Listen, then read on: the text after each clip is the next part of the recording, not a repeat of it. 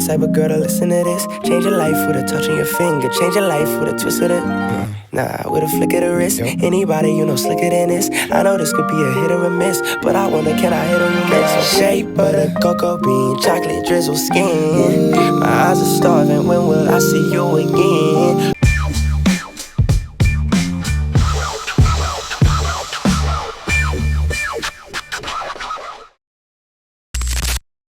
What's up, everybody? Back in the green room. What's the deal? Tone Rock in the building. Joe Feezy Fox. What's up? Trey strolling in momentarily, I believe. All right, somebody's out there. Huh? I thought that was Alex. I thought that was Alex. That was Alex. Yeah. That was sound and camera guy. What's up, man? How was your weekend? It was good. It was good, man. We got a new gardener. Where? At your building? Yeah, my building. Did he introduce himself to all the residents? No. How you know you got a new gardener? You know, the text message went out. We have a new gardener. Oh, okay. So if you see somebody strange with, had his cart and all that stuff, so we had to. I did have to let him in. Somebody called me and said we have a new gardener, let him in. But I was like, who's this guy? You know. Yeah. But yeah, that was uneventful. Uneventful. New gardener. You done? Yeah, that was it. I am excited because today is Tuesday, June 10th? 9th. June 9th. That's what I should have known. I don't even know why I looked, because I should have known. Tomorrow is the last day of school for Kiddo Ditto. I'm super excited for him. I'm excited for him. You know, he made it through the season, made it through the whole year. Met some new friends. It was rough in the beginning, dropping him off at school. He didn't want to be left, and just all that nervousness of being a kid and being around other kids and your parents leaving you and saying bye. That's just a lot of pressure on a kid, a lot of tension, a lot of trauma. But he navigated it. He made it through the year, and tomorrow's the last day. So he's with his mother now, and she's going to take him to school in the morning. I'm going to get up early, meet him at the school with a gift, just to say, you made it through the first year, man. Many, many more to come. And I'm super proud of you, super excited for you. Today we were driving and we saw some kids. We drove past a high school and the kids were outside with their caps and gowns on. And he said, Dad, why are they wearing that? And I said, they graduating from high school. They done with high school. Oh, okay. And he's like, they get to wear that? And I said, yeah, when you graduate from, this school and go to junior high, you get to wear it also. He's like, really? I get to wear that? I'm like, there we go. They just want to plant the seed of excitement. So let them look forward to something, even if it's, not monumental just yet. It is monumental for me. It will be monumental for me. Did you say graduate into junior high? When he graduates from public school, he'll go to junior high. Oh, okay. Junior high to high school. Yeah. That's something I didn't experience. The graduation for the little kids. Did you go to kindergarten? I did go to kindergarten, yes. You didn't graduate from kindergarten to first grade? They didn't call it a graduation. It's just like you moved on to the first grade. You didn't graduate from sixth grade to seventh? No. Really? There was no ceremony. Hey, you're in junior high now. Wait, your school went from your public school went from first grade to eighth? K through 6. K through 6, K right. through 6, 7th through 9th, and then 10th through 12th. Yeah. Oh, no. We went from kindergarten to 6th, graduation. 7, 8, graduation. Then 9, 10, 11, 12, graduation. Right. There was some school districts that did the, now you're in middle school, 6th, yeah, middle 7th, school and 8th. was, for us, middle school for us was, I didn't go to junior high school, I went to intermediate. So I went to public, intermediate, and high. Right. Intermediate was 7th and 8th, and you start high school in the 9th. There were some kids that went to other schools that went kindergarten to 7th and came in the 8th grade. Oh, okay. You know what I'm saying? Okay. Oh, yeah. Kindergarten to 6th. Yeah, came in the 8th grade. So it was only for a year. It depends on the district. The district, the school, the city, the town. Right. Yeah. My mother taught at a Oklahoma City public schools, and they went from it was middle school. She was from 6th, 7th, and 8th. Okay. So whatever district that was, their high school started, as freshmen in high school. Yeah, ninth grade. Yeah, ninth grade. That's what I did. So it was different for me with my school. Okay. district. Well, tomorrow, I'm excited for the kiddo. He got a hell of a summer ahead of him. We're going to Orlando for Father's Day weekend. He's going to Germany to see Oma and Opa. When he comes back, I think I'm going to get him a tutor for the month of August to get him ready for September. Okay. Just because he's gonna be going for. I know they're not gonna have him reading and writing and doing his math and over there in Germany. They're gonna be so excited to see him. They're just gonna take him out and play all day. So I think I'm gonna get him a tutor to just make sure he's sharp going into next grade. You know what I'm saying? Just something I feel like I should do. Like transition out of the summer. As a parent. Yeah, man. I truly believe. And it's the weirdest shit for me to say, considering the student that I was. But I truly believe as a parent now, as an older person, I think kids are out of school way too long. Now, Young Tone would have been like, yo, shut the fuck up. What are you talking about? We should be out of school longer. But as a parent and a grown-up, and to see the effects on the youth, how they conduct themselves and handle themselves when they're not in school and when they, I think kids should go to school longer.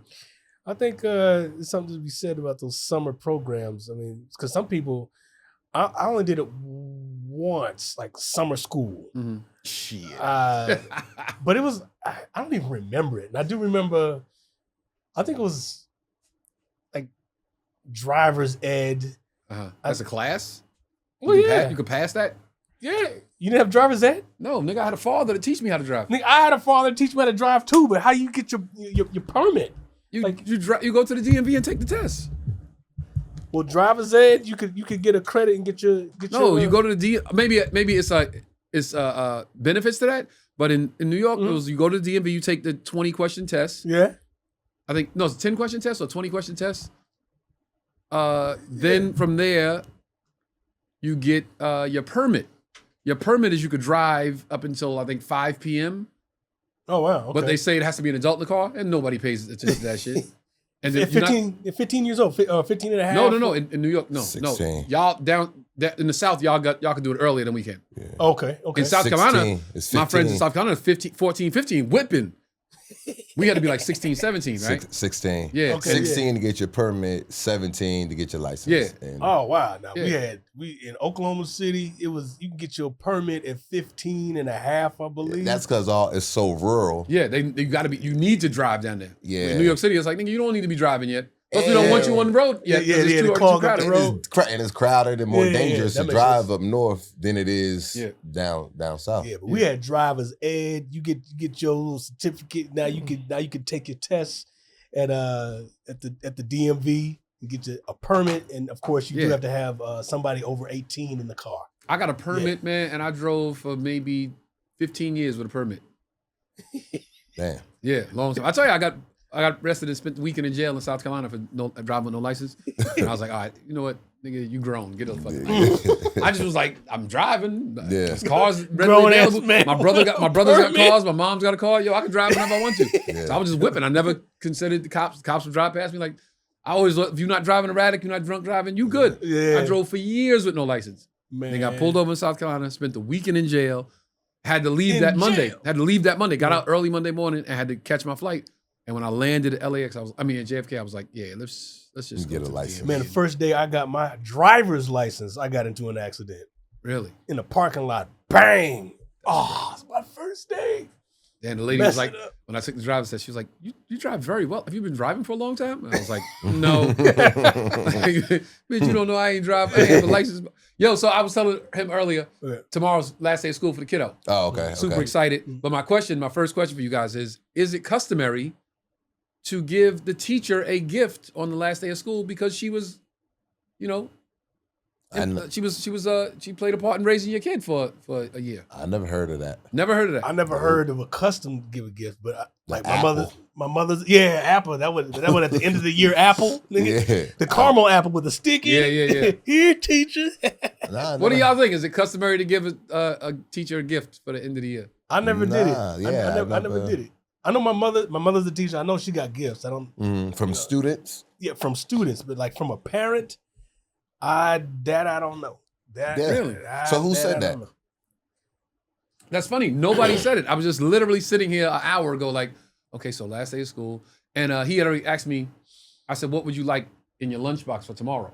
And he was like, "A slice of this cake. It's this cake he likes."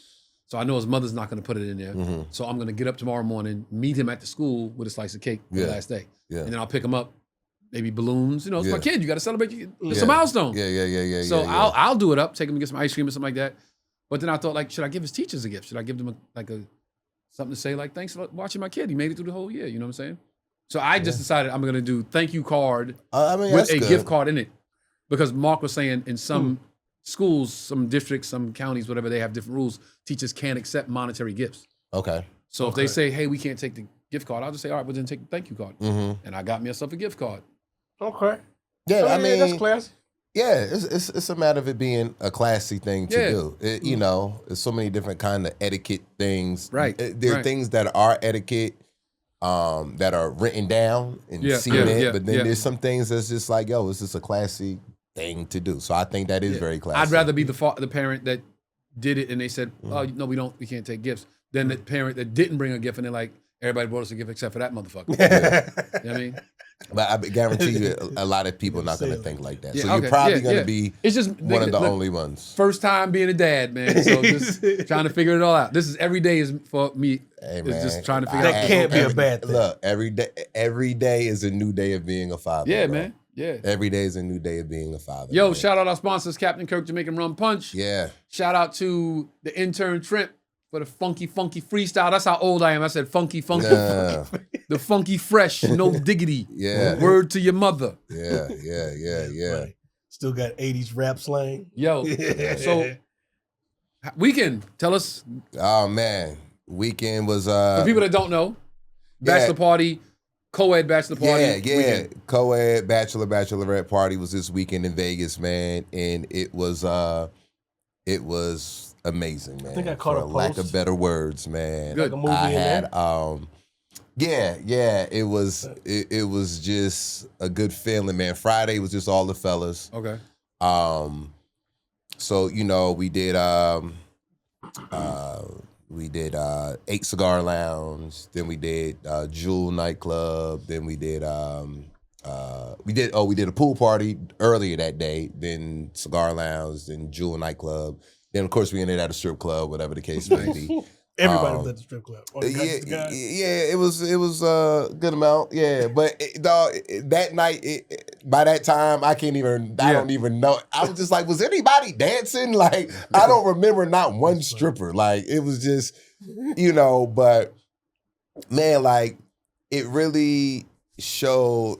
I sat back for a good moment and just watched my son facilitate a lot of different things. Okay. And I was in father mode a lot, so everybody was laughing like, "Yo, nigga, you was in father mode every time you be like, hey, yo, Trey, hey, yo, Bryce, come here," and like they was just saying, like they What? Because he was doing something, or no, he was just facilitating. Like, all right, the host, I'm looking for Bryce right here. Okay, so look, this is the menu. He's like, all right, we're gonna do this, we're gonna do that. He had his crew out there. Okay. He just pulling out his card, handling everything. Like, all right. What was you checking him for then? He was doing his job. Well, no, like I might be talking to somebody, be like, yeah, my son here. Oh, where's your son? Hey, yo, Bryce. Okay. You know what I mean? Not checking them as far, but just in father mode of being proud or just being okay. Just admiring, what he's doing, and, it was just a moment where it was no chicks in the section, and then all of a sudden the section just got flooded. Then there was. And Thurston got some chicks, and they was a whole bunch of aunties. So we like, they gotta go. They gotta go. You need some nieces? Yeah, we like, nah, they gotta go. So I think Bryce and them was laughing, and they told the security, yo, you gotta kick them out. You gotta get them out. Uh-huh. So the aunties left. Then they just got flooded with a whole bunch of nice dimes, 10s, and 20s, and chicks, right? So now the section is looking how a section's supposed to look. No aunties allowed. So a homegirl of mine would happen to be in town, and her girls, and so I was like, yo, meet us here. So they met us there. Before I know it, my homegirl was like, yeah, we gotta leave. Somebody's kicking us out. I said, who? They pointed at Bryce and his boy Bryce, his 2 Bryces. I said, oh shit, my son kicking y'all out? What y'all do? She's like, I don't know. My girl was just like, he's kicking us out. We gonna leave. I said, Bryce, why y'all? I said, yo, that's my homegirl. He said, yeah, friend had attitude, nasty attitude. We ain't dealing with none of that here. They gotta go. We ain't dealing with none of that. Gotta go. Nice. So it was so that was fun. You know what I mean? Just to sit back and regulate. You know what I mean? Just to see shit like that. Yeah. I'm like, there you go. We ain't dealing, you right. We ain't dealing with no attitude. So I was just like, so we just got a kick out of that. I just got a kick out of seeing them kicking some chicks out. You know what I mean? And then the Saturday with the co-ed was cool. But see, people was tired from Fridays, so people was trickling in. So everybody wasn't together at one time for the co-ed day, like I thought, or like Ivy thought it was going to be, because people might got there 2 hours late from, sleeping in and stuff like that. But it was still a good vibe. Then we did brunch. Brunch was dope. Okay. We did brunch at Yardbird Sunday with everybody, and that was cool. Everybody asked questions about us that we would answer, I mean, that's part of a game, whatever. Then we went to the alibi. Made up questions or just? Made up questions on the spot. So, all right, what's your question for the, bridegroom? What's your question, boom? So people would ask questions about the relationship and stuff like that, man. And then we went to alibi, the little spot we always go to. We went out, hung out there, you know what I mean, for Saturday night.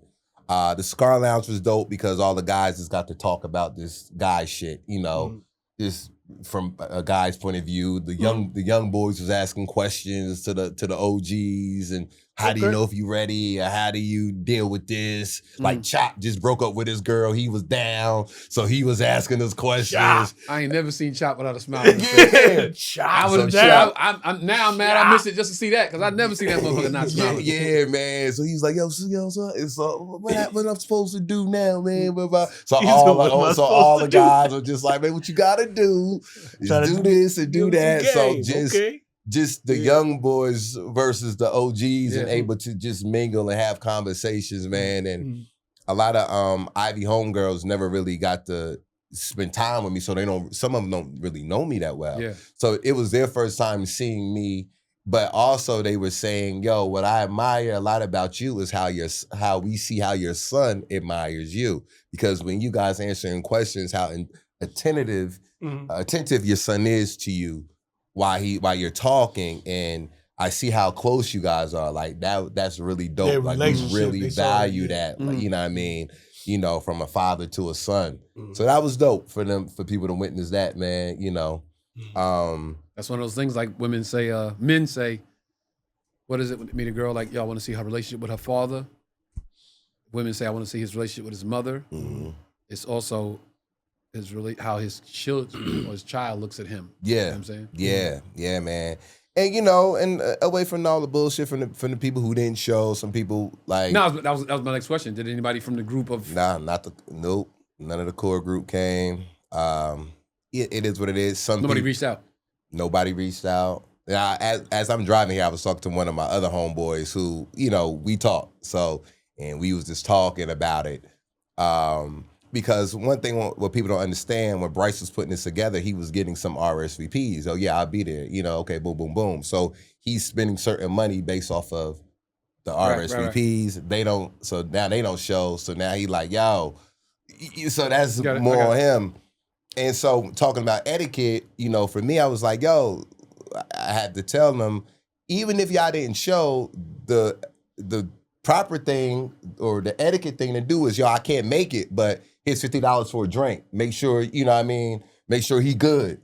Make sure my man's is good. He go $100 towards this. So 50, I can't make it, but whatever. Make a gesture of some sort? Yeah, gesture of some sort. Like, these are the people that's standing next to you. But everybody don't have or don't know what etiquette is. And what people don't understand, too, the people who said they were coming and didn't come, we done made gift bags, spending money making gift bags for those people and all that kind of stuff. Wait, you made gift bags based on people that didn't RSVP? People that RSVP. Oh, they did. They RSVP'd and still didn't show. Still didn't come. Okay. So now, we just like, and people don't understand, that's money you spending for stuff like that. Yeah. You know what I mean? So it was just like, but, what can you do? I get what you're saying, because Beezy's wedding, I can only reference other people's weddings. Beezy's wedding, he had T-shirts made for all the groomsmen. So I could imagine like to pay to get the t-shirts printed up, Mm-hmm. rock on the back, a number, all that. It's like now I show up. It's like nigga. Yeah. It's like they gotta send it to you. It Here's costs more your to print shirt. 10 shirts as opposed to 20, as opposed to 30. You know what I'm saying? Yeah, So I get it, like you buy cigars, people, alcohol. No, he got drink. us. It was crazy. Beezy got us all like this wooden. It looks like a cigar box. It's wooden, right? And you take it has your name on it, and you take the top off, and it's 2 shot glasses on each side and a flask in the middle, and it says your name on it. Yeah. Oh, that's And I dope. open that shit like, yo, son, like, I don't know when or where, but I'm gonna use this. Like, this is gonna be dope. Like, I'm gonna have a cookout or something and be like, yo, put my little shot glasses up here, put my little flask, and be like, everybody good? And Like, that was for the wedding.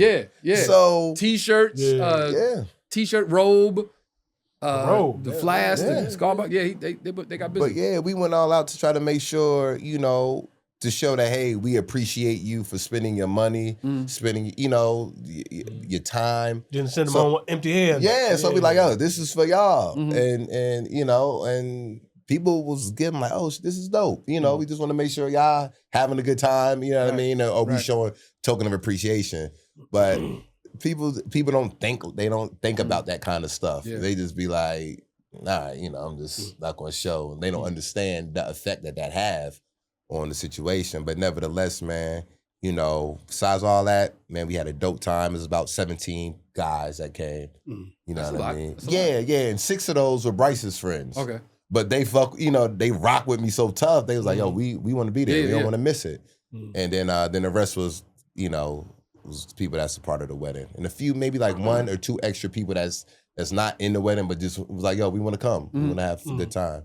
So it was good, man. So I was happy. I don't, without asking too much, I don't want to ask how much you spending on the wedding. Yeah. But are you spending a lot of money on the wedding?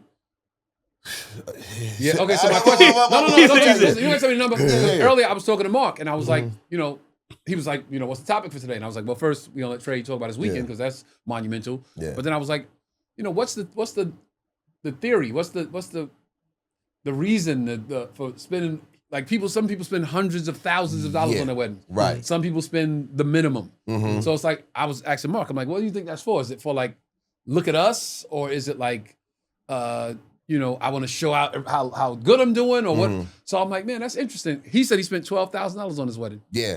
He said he spent 10. Oh, you spent 10? Less than that. Less than 10. Less than that. So talking to somebody that didn't know shit about none of this. So I'm going in blind as 3 bats. So, 3 bats. So when it was discussed, it was like, all right, how you want to do it? We can go to the courthouse. We could just do this. We could do that. Because Ivy's like, I don't need a big wedding because my first wedding was big. So she said, I don't want to do a big wedding. I don't want to do anything close to that. Okay. I said, okay, well, cool. So let's see what we got. So we looked at one spot, was like, all right, I mean, that's not that bad, And we looked at like Santa Barbara courthouse. It's like, all right, so that wasn't nothing too crazy.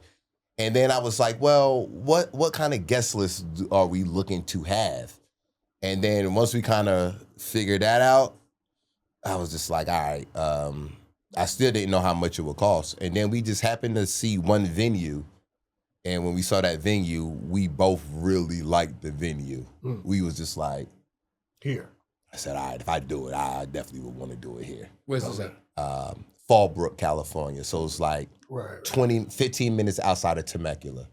Okay. So wine country. All right. I was going to say, if I knew where Temecula was, I would know 15 minutes from there. Yeah, so it's Going about towards 2.5 hours from here. Temecula's 2 hours? Yeah, it's 2 hours, no traffic, 2.5, 3. Okay. Yeah. So make sure it's a Friday. So make sure you're playing accordingly. So when I saw the venue myself, I was just like, yo, this shit is nice. It don't have nothing to do with anybody else. I want people to see it. I was just like, if I'm going to do it, I might as well do it here. Like I at least wanted to be somewhere where I'm like, yo, this. Right. I feel comfortable about spending any kind of money here. I'd rather spend more money somewhere that I like than less money to somewhere that I'm just like, whatever, because I feel like I got robbed. Like, if it was somewhere that I ain't really care about and spent $3,000, I'd be like, I just lost out on $3,000. You know what I mean? Now, how'd you find it? How'd you find that? We found it. I don't know. I forgot how she found it. Somebody sent a link or something.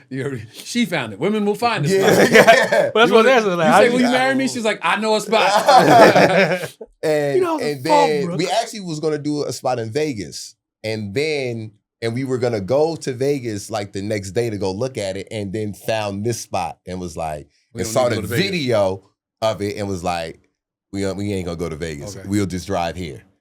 And when I went, the spot is so dope, man. And then, so when the lady told us the price, I was just like, I thought we was going to have a huddle. Because it was me, her, and her mom. So I was like, all right, we going to huddle about it. And she was just like, all right, well, how much of a deposit do we have to put down?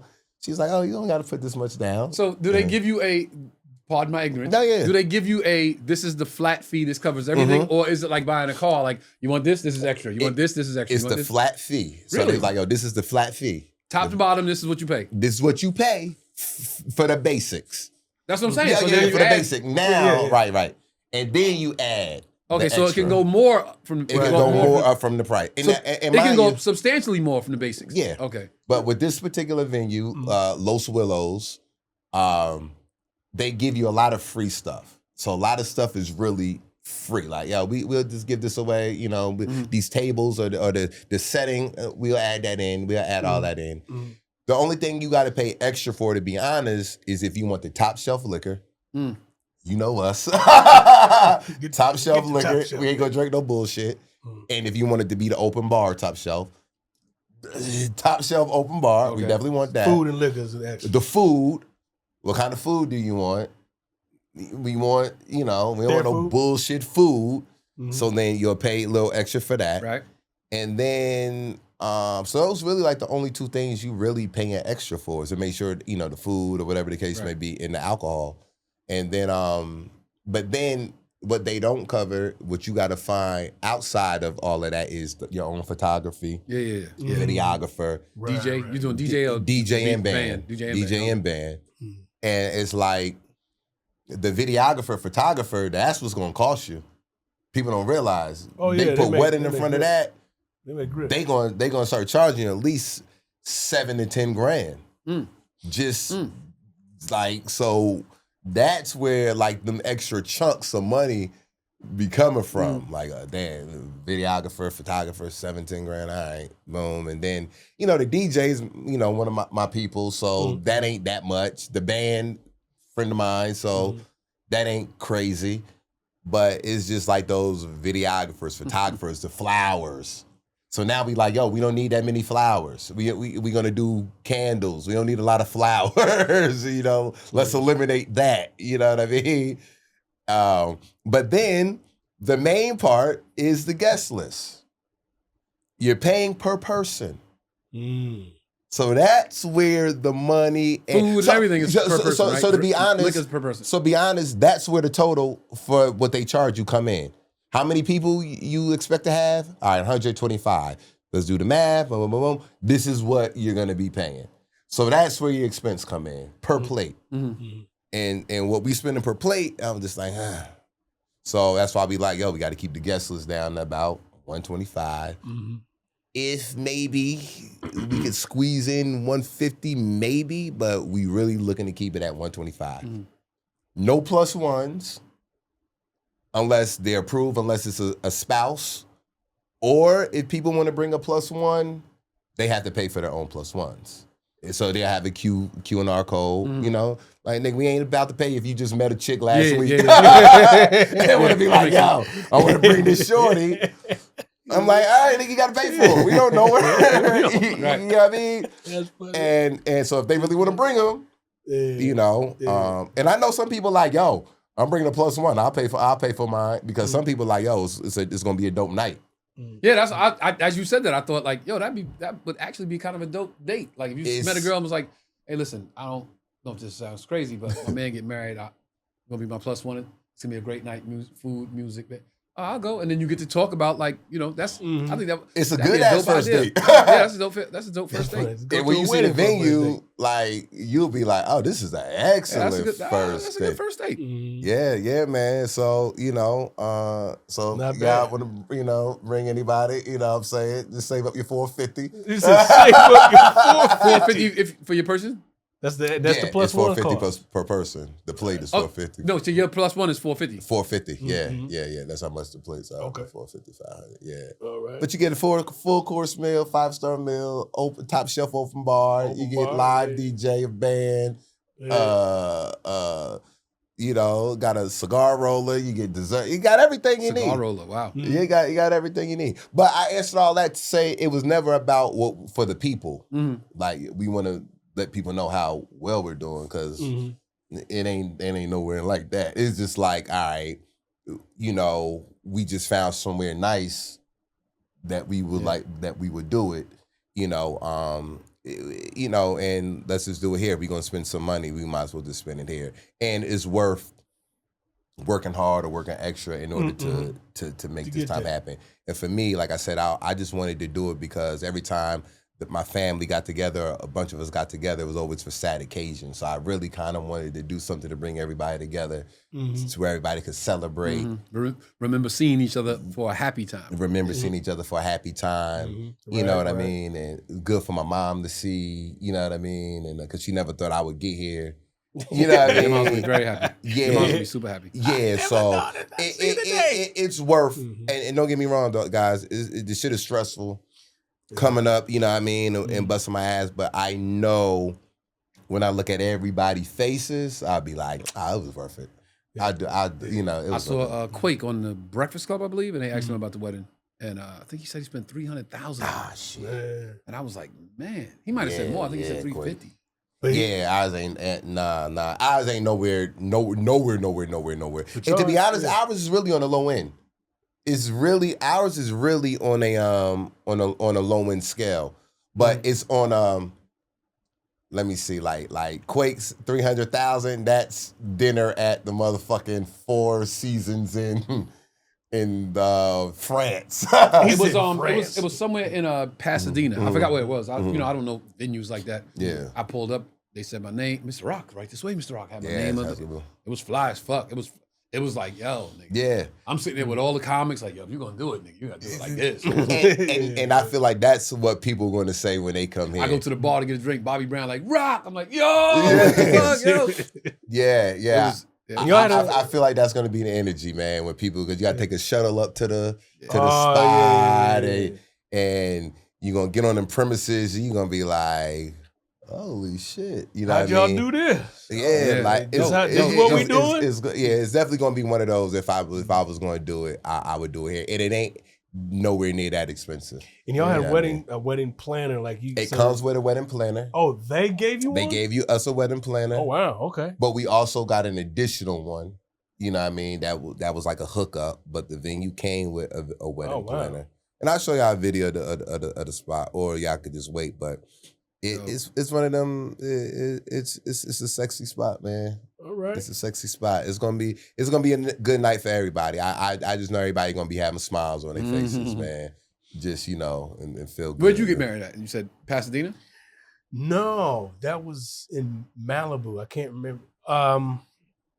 Man, I know it was in Malibu.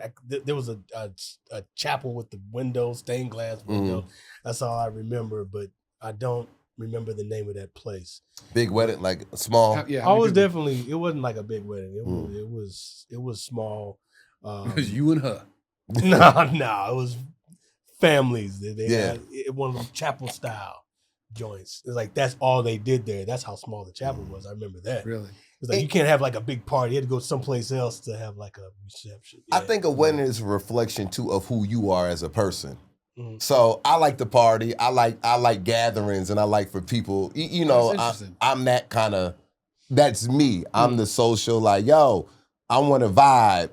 Because that's how I am in general. You know what I mean? So I feel like your wedding should reflect who you are as a person. Okay, I get that. I'm thinking family. So like if I was to give thought to me getting married, I would want to get married in Andrews, South Carolina, at the church that my grandmother's buried outside of. My grandfather's buried outside of. Okay. The names are they have like bricks with people's names, like yeah. Okay. Oh yeah, yeah. At the church. like elders at the church, and my grandmother's next to my grandfather, so I would probably get married there just so I could come out and say, "Grandma, look what I did." You know what I'm saying? Yeah, I'm sure them. Yeah. And then it would have to be like, because Andrews is so small, that shit would probably be like the biggest thing ever in Andrews, South Carolina. Number Put one, it in the paper. it'll be in the paper, it'll be on the news. I know that for a fact. But then, like you said, I probably have the buses to like, okay, now we're gonna go party to the spot. Tone got to be Tone, but I just want to pay reception, homage and show grandma, look what I did, grandma. You know what I mean? It's like a traditional thing. Y'all need to. It's a Yeah, thousand rocks. I'm gonna jump the broom and all that. I'm doing it. I'm taking it back to like our ancestry. I'm jumping the broom and all that. Yeah, we're gonna jump it. Yeah, we're gonna do that. That's dope. Yeah, we're gonna jump it. Now, do you think just overall you're trying to stick with traditional vows and stuff, but like not talking about the party and stuff, but just like the ceremony itself? The ceremony is going to be somewhat traditional. I mean, we're going to write our own vows. Her stepdad is going to be the officiant. Yeah, the officiant. The witness. You know what I mean? But yeah, we're gonna write our own vows type of situation. We're gonna jump the broom. But I'm probably gonna do something non-traditional with how I come down. You know what I mean?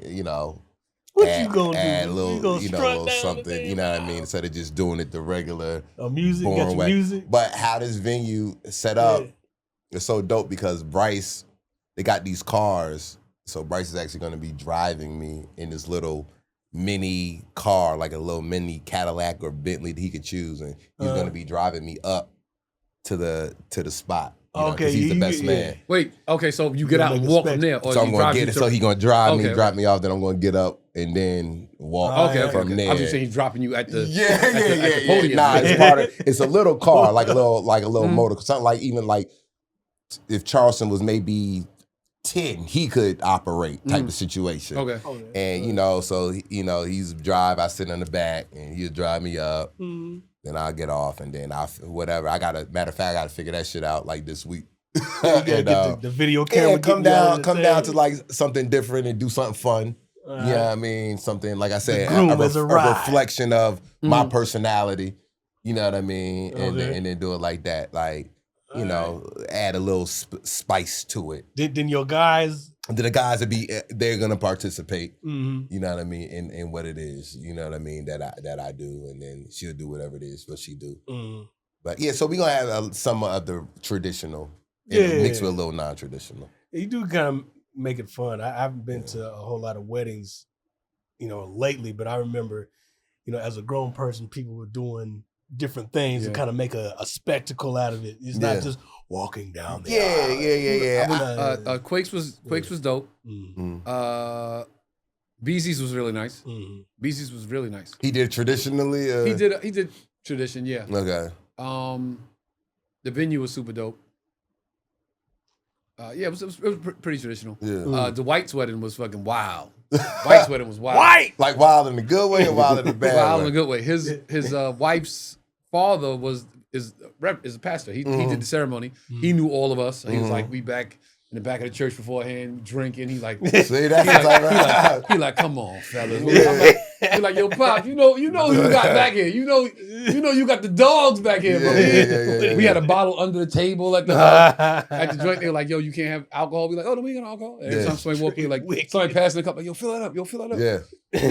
After party crazy, I took the bow tie off, tied that shit around my head. Yeah. We took party pictures with like money in our hand, and it's one picture we took with White's pops. He still got the clerk, the robe, the robe on, the cloak or the and cloak. I forget cloak. He He got the robe on, and we all around him like money in our hand. Yeah. Everybody, and he's just like this. Yeah. And then one he's like this. And we around him like, It was like, yo, he knew what he was getting into. He knew what it was. See, and that's what I want. Like, I want the guests, like my guys, to be able to be like, yo, we here. Be like, yo, meet us here, man. I got some drink. Yo, take a quick little shot. Like, that's the type of energy that I anticipate, man. Make like, it fun. Yo, you made it. Hey, pull up to this little door right over here. I got some quick shot for us, and you know, Chrissy's wedding was crazy. Chrissy's wedding was. Yeah. We almost got in a fight with the other side. Oh Lord. Okay. So that was crazy in the bad way. My mom was like, oh babe, my boys. Yeah. We all like, yo, Ma, we about to fuck these dudes up, yo. Yo, we about to fucking hurt these In-laws, dudes. yo. Yeah, they hey, man, anybody can get it. If you ain't a rock, anybody can get it if you ain't a rock. Yeah, man. So it's gonna be fun, man. Your sis, twin came, hung out. Quan, she came, hung out, man. Nice, yeah. You know she ain't gonna miss no. She ain't missing no party. She ain't missing no party, so she came, hung out, man. But she was like, she was on Ivy's side, but she was like, I could have been on your side too. I was like, you could have bounced back and forth. You know what I mean? But she had a good time, man. And yeah, man. So so now 4 months out, man. So we just about to just be trying. We in the fourth quarter, man, in this last stretch, man, of getting these last little things done. And so y'all should start seeing invites soon. And yeah, man. So I just hope man, y'all can make. I know your schedule, man. So I know. I already. Wavy's getting married the weekend before you. Oh, really? Oh, shout out to Wavy. Yeah, that's Wavy's right. getting married the weekend before you. Yeah. He proposed at the. He proposed at the show, Green Comedy Zone in Greensboro. Yeah. Where is this gonna be in New York? Son, You don't even. you actually the wrong dude. Yeah, he proposed at Greensboro at the Comedy Zone. He came down that weekend, and she has a bunch of family in Greensboro. Oh, so you probably gonna end up doing it there. He was like, yo, Tone's in Greensboro. Well, let's go down for the weekend. And he already told me what it was. Yeah. Like, yo, I need your help with it. So I said, okay, bet. Well, his birthday was the week before that. Yeah. So I was like, what we'll do is, since I didn't see you for your birthday, I'll get you a cake. I'll tell Damona, his girlfriend's name is Damona. Yeah. I'll tell Damona, you'll bring the cake on stage for me to give to Wavy, just to get her on stage. Yeah. So she brought the cake up, like, yo, happy birthday to my brother, man. Wish him the best, all that, boom, boom, boom. I said, Damona, hold this. And I walked off the stage. And he's like, hey, hold up, babe, don't go nowhere. And he's like, ladies and gentlemen, just so y'all know, this is Damona, my girlfriend. I was supposed to say, I love her so much. As soon as he said that, room was like, oh. He was like, I love her so much. She means so much to me. There was like, all the women, like, nigga, wait, we about to see something. He about to do it. Pulled out the ring, got on the knee. Room went crazy. Yo, son, room went crazy, exploded. Yeah. She's just there like this. Wow. So now everybody, they saw coming down. She's still like this. I'm like, yo, we need to hear something. We need to hear. We need to hear. And she hugged him, and they like put her face in his shoulder, and he was like, and he looked at the mic. Was like, yeah, she said yes. We're like, nah, nigga, we want to hear that. So we want to hear that. Like, yes. Oh, everybody went crazy. It was dope. So, all right, so I know he was getting married the weekend. Yeah. You get 17th, right? 16. 16. Okay, well, he's the week before that. 12. No, he's 10th. October 10th. Yeah, he's 10th. October 10th. Okay. Yeah, man. Well, congrats to Wavy, man. So, yeah, man. It's going to be good. It's going to be good, fellas. So, What were you laughing for? I remember that. I remember the proposal. I remember that. She said yes. And then we went out afterwards. We went and partied afterwards. Some of her cousins and her homegirls and stuff had never met me. So we walk in the spot. They know who I am. Yeah. We walk in the spot. I'm like, yo, bottles. We need bottles. Yo, I'm like, what's that right there? Give me a bottle of that. Yo, we need 2 bottles of that. Her homegirl's like, I said, oh, yeah, we family now, yo. We drinking tonight. Right. No, we got to drive. No, fuck all that. Yo, I said, I'll make sure everybody get home. We drinking tonight, yo. I said, yo, y'all family. We family. Tacos. Yeah. And it was, they had a spot at the club. Remember we went to the party with the outside spot. And they had a food vendor on the side. I'm like, yo, listen, we going to drink all this. We going over there. All that. Went over to the girl, like, yo, listen, don't close the kitchen. We coming through. It's a bunch of us. Oh, shit, Tony Rock. Yo, keep this shit open. Yeah. We about to be drunk as fuck in a second. There was an artist there. Fab was there. Yeah, that's what it was. Fabulous? Yeah, it was whatever the venue was. That weekend, he was performing at the spot. Oh, shit. Okay. So we went. I was like, I know we could get in here. Yeah. Mobbed up in there crazy. They line out the door. You want me at capacity? We not letting nobody in. Ew. Yeah. Yo, Rock, how many? 11. Go right there, Rock. I'm like, hey. People like, how you letting this thing in? I'm like, come on, man. Come on, don't play them games, baby. I remember that. Yeah, it was a good night. It was a good night. I'm looking forward to it. Bring a date, Fox. Get that 450. You like, who the fuck would I spend 450 on? When I say he got his own money, he got his own money. So yeah, we got to get a first date plan. Yeah, bring a date. I like that. There's something funny about that. Where did he take you on your first date? We could do a Date Joe Fox episode. We'll go to the wedding. Yeah. Who gets to get this 450? Who gets a date to a wedding? Bring a date. It'll be a good look for you. It'll be a hell of a look for you. I'll call Roz.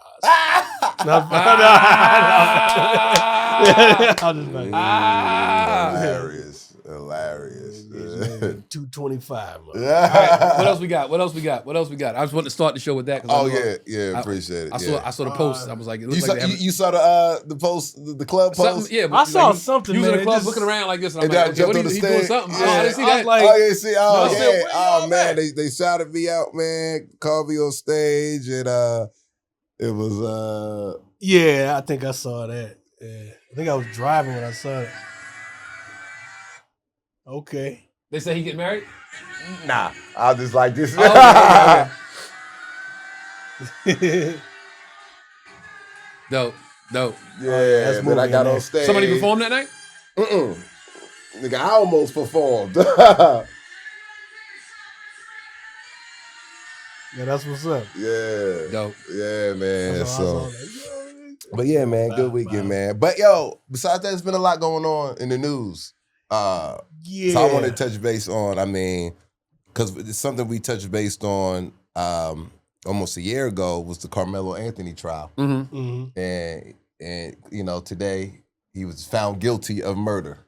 Yeah, we briefly discussed that, and that's so fresh because that happened today. Mm-hmm. And people are going back to our old posts that we was talking about it, and not having. Well, I got so much flack.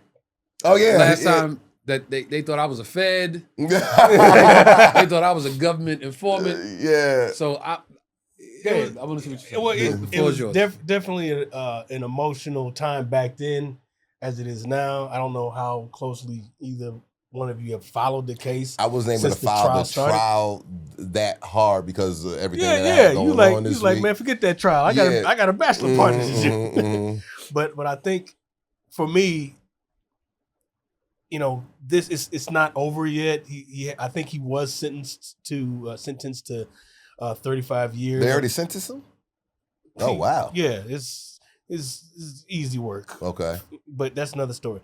The appeals process, and that has to come, whatever. But I was asking Rock, I was like, what's the lessons that can be learned from this? Because you can't change the outcome. You can't change people's emotions and feelings about this. But those kids, they got to go to school tomorrow and the next day after this. So what's the future? Is it going to be racial tension? So that's another thing. The racial tension that's in that city, that has to be dealt with and navigated through. Let me ask y'all this question. All right. And I know they're going to, even by me asking the question, they're going to get on my head. Mm-hmm. But do you think us as black people, right, with all the racial shit that we already have to deal with, do you think it's embedded in our minds already that everything is going to be racial or everything is racial? Do you think it would be this much of a whatever if it was two black kids that stabbed each other? Oh, absolutely not. It would be absolutely not. That's a fact. It wouldn't be. Yeah, it wouldn't get this much attention. Right. It'd be a different outcome, a different feeling. Yeah, definitely. And do we think that this happened and it wasn't no racial motive behind it between Karmelo and the Austin? Like, do we just think it Austin met the kid who got killed? Yeah. Do we just think it was just two kids on some, I personally don't. Get out of my tent. I'll fuck you up, or whatever the case may be. But you personally don't what? Or did we make it black and white? I think for me, I think there was a racial component. Like I don't think that there wasn't. I don't think that there wasn't like these are just two kids. I don't think that. There is a racial component to that. In what way? He's white, and he's the brood twin brother. You look at their history, their family life, the way that they approach that situation, get out of the tent. So you don't think this guy had any black friends? He played on the football team. Doesn't matter. Okay, I think that's irrelevant. Well, where were they? He didn't bring his black friends. Because I think they had black students testifying in favor of Austin. Well, look, there's a racial element in there, and once they said no black people, white only jury, racial element with that, with that. But back then, when all this stuff went down, I find it very hard to believe that in that area, white school, hey, my track meet doesn't have a tent. It's raining outside. And he was the black kid in the, with other white students.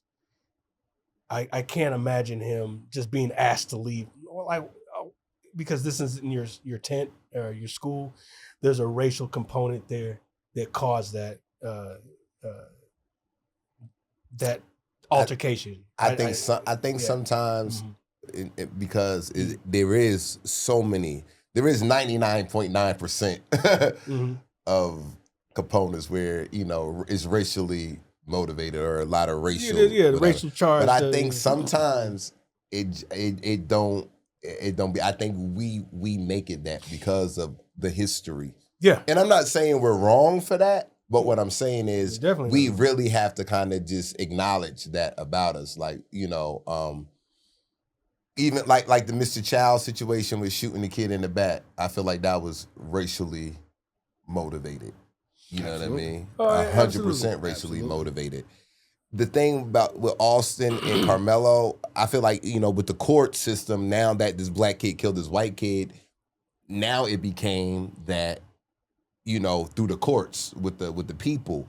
But I feel like that incident, like, once it got to court and the judges was friends with the father and all the white jurors. Oh, damn, I didn't know that. Yeah. It came out that there was the judge was the father's friend. The judge was friends with the father. They know each other. So it was already set up for him to already lose. Be railroaded. I mean, that's not a good look. But I don't feel like the incident alone was a racially motivated incident. Are you talking about the fact that the physical altercation, that's not racially motivated? I don't feel like it was racially motivated. Why not?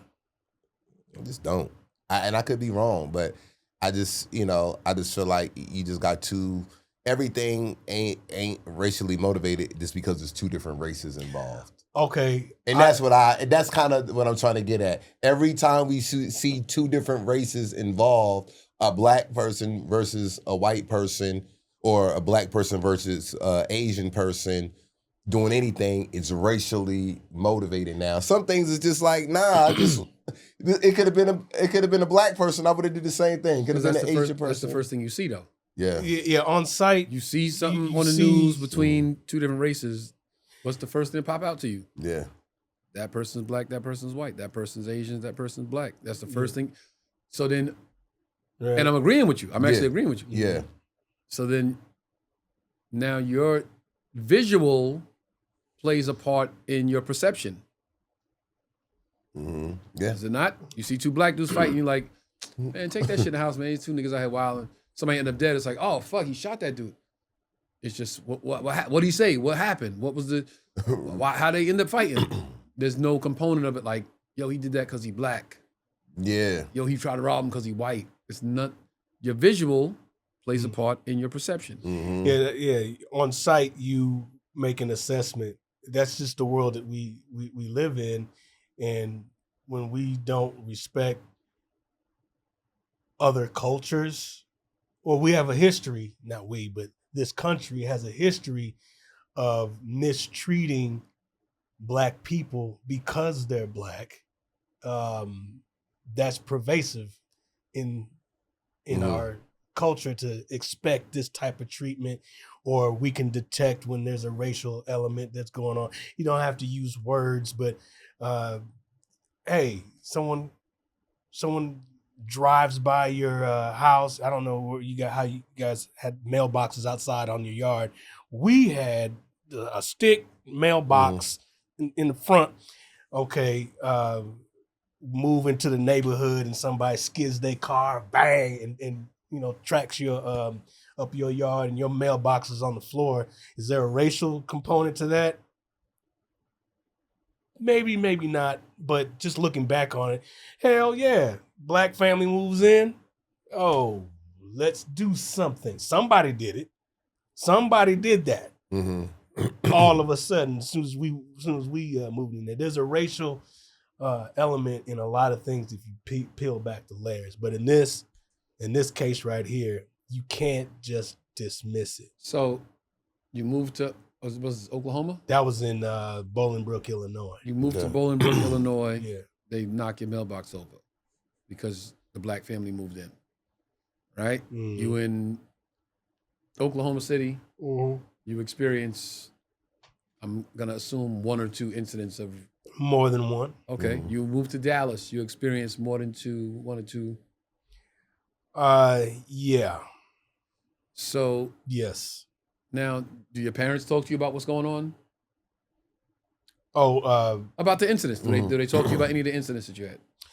Yeah, there was definitely talks, and there was definitely, in my mind, proper guidance on how to, Proper guidance.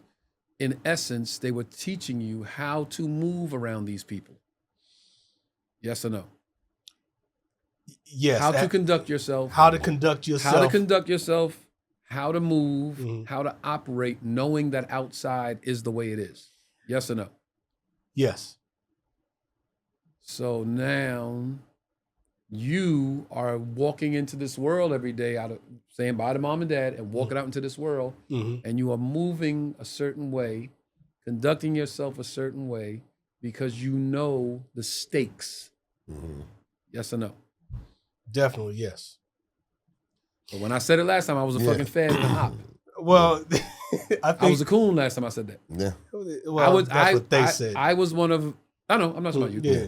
I went to a public school with one of 15 black kids in the whole school, from kindergarten to 6th grade, 15 black kids. 4 of the motherfuckers, 5 of the motherfuckers, my siblings, who had the same talks every day about how to walk around in this world. So we didn't put ourselves in certain scenarios and situations. Now, with that said, did I fight every day at school? Yes, I did. Every day at school, I told y'all the story. When we get out of school, we would have to walk out the front to the school buses that were all lined up. The kids that lived in the neighborhood would go out the side door into the neighborhood. Their big brothers and their big sisters would meet them to pick them up from school, and they would run around the school with their big brothers and their big sisters and say, "Get the niggers." Every fucking day. And I say this in every interview, and I will continue to say this in every interview. If it wasn't every day, I don't want people to be like, I went to school with him, it wasn't every day. If it wasn't every day, a kid of 8, 9, 10, 11 years old, this shit feels like every day. Yeah. So every day, me and my brothers drop our backpacks, drop our lunch boxes, we brawling with these kids. We fucking them up every day. We get on the school bus, we go home, we tell my pops, listen, you gotta go to school. Here's how you move in this world. Make sure you operate this way. They wasn't listening. 3 o'clock, get the niggas. Here we go again, y'all ready? It's like Batman. Ping, pong, boom, ping. Bus, back home. Yeah, did they fight you again today? Yeah, they did. But they was like, you're gonna go to school. You're gonna get this education. But I'm gonna teach you how to move in this world. If you know these things, you don't put yourself in a situation. Now, I'll say all I like to say, but when they crossed the line, we had to do something. Right. Don't go into it starting it. Of course but when not. they cross the line, then it's different. Yeah, I think a young man that's on his own, meaning he's the only one. If his friend is there, because I believe I don't know all the I gotta go back the and court listen. transcript, but if his friend is there, someone who he's familiar with, yeah, get out the rain. They chopping it. That you would think that's it's okay for me to be here. Meaning that I'm not entirely familiar with the whole thing, because you know what, I'm gonna be brutally honest with y'all. I'm not entirely familiar with every scenario of what happened, because this shit happens so much. What are the facts of this case? It hurts me to be like, there's another one I gotta follow. Yeah. I just get like, it's almost trauma at this point to be like, another one. Yeah. The kid with the bottle of water, another one. It's I can't keep following every detail of it, bro. I'm just sad that it happened. A kid in Houston Oh, it's somebody's wallet. Oh, I know what this is. He brings back wallet with money. They shoot him at the door, right? They shot Oh him wait, at the what? door. Yeah. And they blocker. And Black kid Yeah. returns. At the door. return money. Here's your wallet, sir. What? He doesn't see his money. He sees a He sees reason. he got my wallet, it got my address on it, he's breaking into my house. Yeah. Bam. But it's like you can't look. And what happened to that guy? He got off. I doubt anything happened. He got off? He was not held liable for wrongful death. He got walked through that and he got to go back home.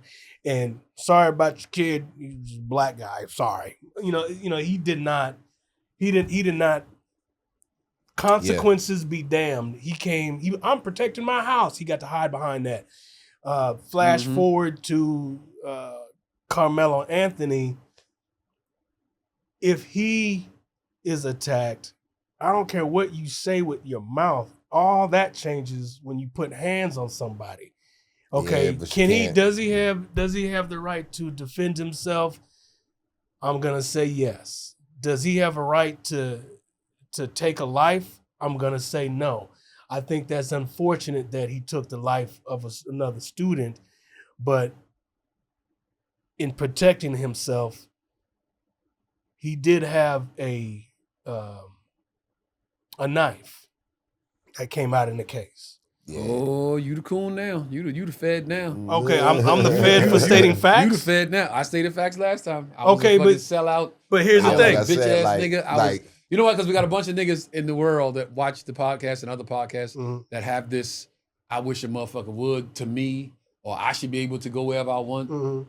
That type of logic, good for you. Well, okay. Let's take it here, because I mean we could do this. The facts of the case are irrelevant. No, they're relevant. But let's take one element at a time. Okay, is it self-defense?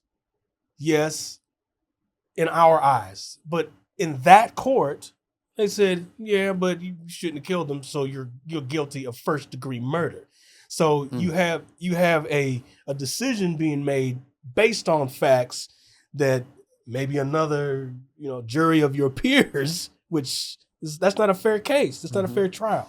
Yeah. So, but we already knew that it wasn't going to be. You can say you knew it was going to be railroaded. Everything. There's no way you were going to get away with that. There's no way you're going to get a fair trial. Going back to my point. No way. If you end up in court, you already know how this operates. You know how this game is played. He got Don't caught. put yourself in these situations where you end up in a room with a white on white jury with a white judge that's the friend of the white man who's the white fault. Don't do it. If you it could like. Can we say? I know I'm a sucker for that. Can we I say? know I'm a coon for that line right there. Yeah. No, you're not. But how you call my man a coon? You're wrong. You just straight up wrong. Be in your feelings. Okay, look, this is what this question led me to.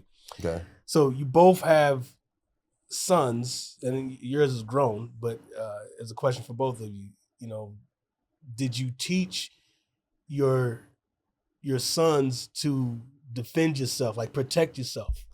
Like in a case, I'm talking about at school. They're coming up, and I mean, I know I had fights. I was taught, hey, protect yourself. I fought a lot. So I had an older brother. Hey, protect your younger brother. If y'all shouldn't be fighting alone, definitely not watching. No, I've had the swift kicks and backs, hits in stomachs, fat lips, marks on hands.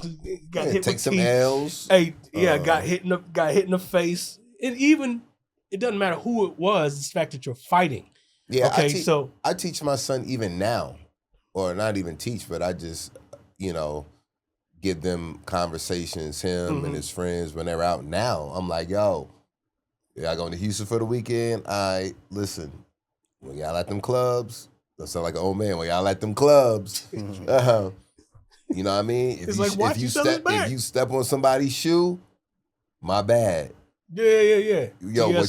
What you drinking? Yo, if you see somebody trying to talk to a chick that you was trying to talk to, then let them talk to her. If she want to come back to you, she will.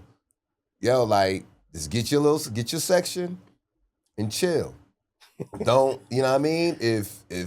don't, you know what I mean? Just don't entertain no kind of beef or no type of niggas that's looking like they want or whatever, smart. yo. Be the cool dudes. Yeah. If, like I said, you know what I mean? Don't be afraid to be like, yo, nigga, what you drinking? If you see some energy or see something, like, especially when you go into somebody else's territory and y'all cool and y'all gonna be buying bottles and the girls gonna be liking y'all, it's kind of like, not all the time. If y'all mind y'all business, cool. But if sometimes people might want to act like they gonna impress you, you might got to pay I'm a fly nigga tax. I'm a fly nigga. And that could be like, however you feel like you want to do that. But it's just all about, don't be the tough guys. Y'all don't got to be the tough guys. I mean, watch each other's back. Just You don't have. So you don't I have had that to, conversation more now than I had when he was growing up. Because now, because now it's more. It's serious now. Charleston's gonna learn how to box. I box, so Charleston's gonna learn how to box. That's I just want him to know, have that. Yeah, it's a sense of confidence to know that you know how to protect yourself, right? Yeah. Boxing, karate, whatever. It's a sense of confidence to know I can protect myself if I need to. Yeah. And But also, I'm gonna teach him that protect you, because you keep saying protect yourself. Protect yourself is sometimes not fighting. Right. Protecting yourself is not always, they want to fight? Fuck it, I'm going to protect myself. Protect yourself sometimes is, you got it. I'll be the sucker. I'll be the bitch ass nigga that's walking away. But I'm going to get to the car and I'm going to go home. That's protecting myself. Protecting yourself is not always physical altercation. Because that shit can go left. You could be in the right 100%. But then he gets the gun. And now, although you was 100% in the right, bullets don't give a fuck about who was in the right. They got no name on it. Right, and I think you could be the stranger standing up right. You could be the stranger over there. The innocent bystander. Looking, minding somebody else's business. Bullets don't care about none of that. So sometimes protecting yourself is, bro, you got it. Like, get out of here, you sucker. Fine. I'm out. There's something to be said about if you're in and I'm speaking, I went to a predominantly white school, and there was some forceful negotiations on some. It's understood that he's white and I'm black, and there's a aggressive, hey, you can't do this, or we don't like your kind type of energy that was there. Under no, I think I was able to navigate that okay. But in his Karmelo's case, you have two people or more than one person coming after you physically. You are under no obligation to not protect yourself because it's them and they're white. And it's raining outside. I wasn't saying in his case. I wasn't even speaking on his case. I'm just if two people are bearing down on you, all that get out of there is out the way because they right there. I think just specifically for his case, according to what witnesses are saying, I'm on there and I don't know the transcript, but you pull the racial component out of it.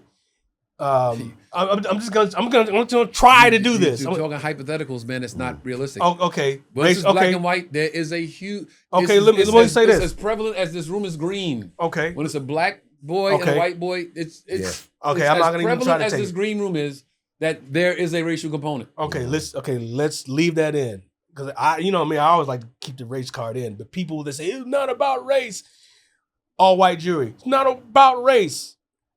Two big corn-fed white boys from Texas in dysfunctional family and rifles and guns and family has a history of being physically violent. It's not about race. It isn't. So let's just keep that on the table.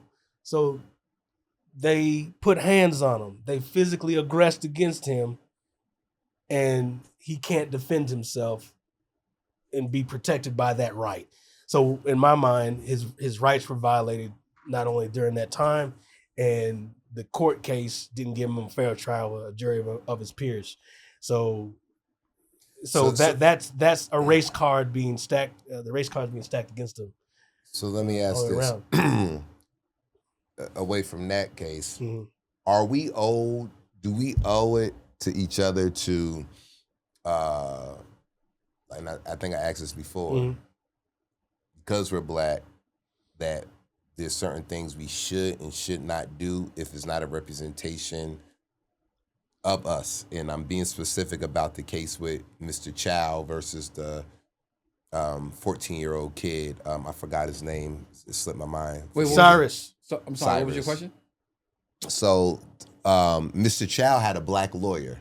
Oh, yeah, okay. Sean C. Kent, I think his name was. Yeah. And black people, defense attorney. black defense attorney. And black people were mad, and I felt some kind of way too, but feelings aren't always accurate.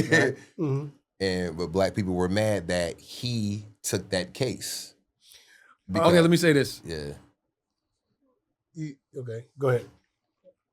I have plenty. You got a lot? Okay.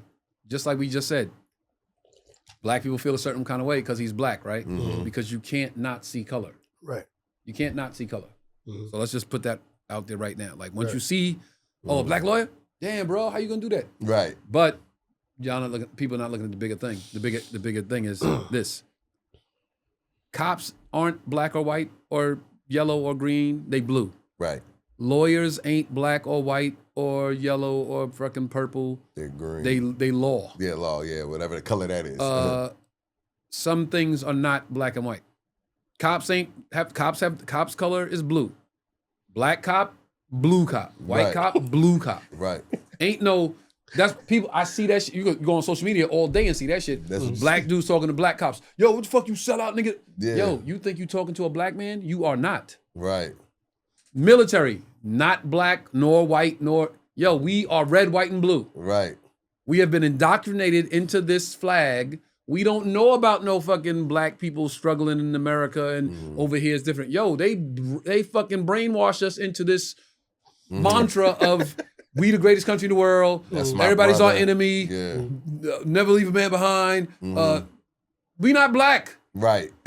We soldiers. We not black. We cops. We not black. We lawyers. Right. That black man ain't thinking about that shit. He thinking about these are people that paying me to represent their kid for this case. I don't see black and white. I'm a lawyer. Right. Some shit is beyond it. And we black people saying, black lawyer, why you doing this? And he's like this, who's black lawyer? Black lawyer? Yeah. I'm just a lawyer. Yo, cops, cops have a propensity to be dicks to people. That's what they were taught. It's a cops, this is true shit, everybody knows this. It's cops like in their training to not believe shit you say. It's in their training. You ever talk to a cop? And they lie. I'm going right there.